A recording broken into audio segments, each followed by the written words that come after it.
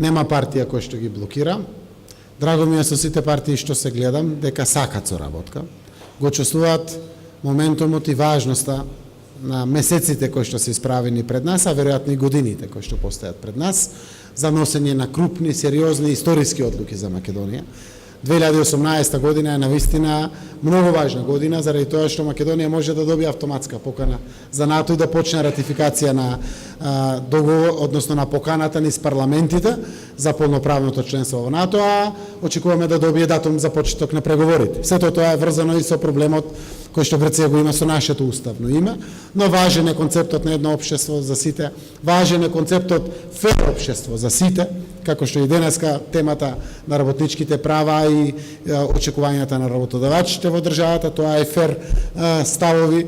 Важен е моментумот кога Македонија колку што може повеќе да се обединува, треба да се обединува. Мене ми е драго дури што со опозицијата за одредени национални прашања градиме консензус и заеднички ставови по национални прашања. Вчера се видов со 3 политички партии, односно БЕСА, партијата предводена од Африм Гаши, кој што е во судска постапка и веројатно тие си очекуваат свој дел, и со господинот Мендух Тачи, односно ДПА.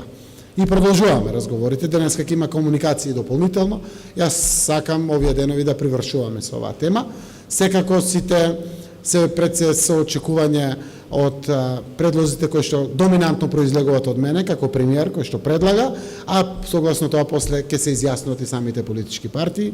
Ако успееме да ги номинираме самите предлози на презимање на одговорност во одредени ресори, јавни институции и слично, веројатно ќе им треба неколку дена да донесат одлуки на своји органи и тела, ама се надевам дека во најмала рака, ако не целосно со сите партии, балем делумно со дел од партиите ќе успееме. Немаме обструкции од никој, коалиционите партнери во владата, од сите и ДУИ, но и помалите коалициони партнери кои што се во коалицијата предводена од СДСМ, генерално се позитивни заради зајакнување на парламентарното мнозинство во парламентот. Добро, јас очекувам секоја средба нова креативност во функција на доближување на разликите кои што ги имаме. Сето тоа ме радува како се одвива, некој пат е со големи чекори, некој пат е со микрочекори, но е со чекори кон отстранување на разликите кои што постојат овде. Се надевам дека навистина со секоја можна средба, макар некогаш и на маргините на одредени случувања, ќе биде од прилог и ќе се помогне во тој правец.